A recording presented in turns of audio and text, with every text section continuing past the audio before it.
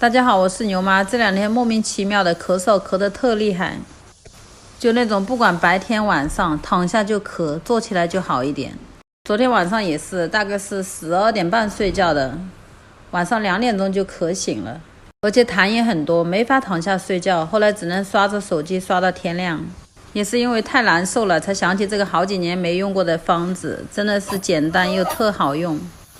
早上运动完就跟老牛在小区里摘了枇杷叶，这叶子要用刷子仔细的正反面都刷干净，叶子反面的毛毛很多很脏，要仔细的刷。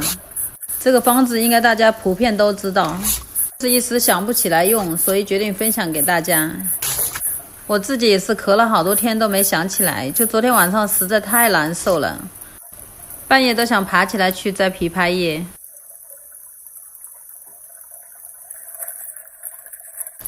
这个其实很简单，就是洗干净的枇杷叶剪碎，大概10几片枇杷叶吧，加15克陈皮，然后加适量的水煮个大概15分钟。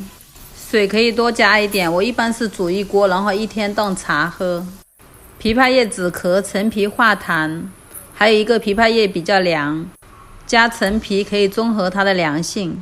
煮15分钟就可以关火，然后盖上盖子，再泡大概半小时。这个茶一点都不难喝，比较清爽，我还是蛮喜欢喝的。我们家老牛小的时候咳嗽的厉害，我都用这个茶，然后冲奶粉，直接给他喝。我上午喝了几杯，中午午睡的时候就没有再咳嗽。下午一锅喝完就明显好很多，明天再喝1天应该就可以了。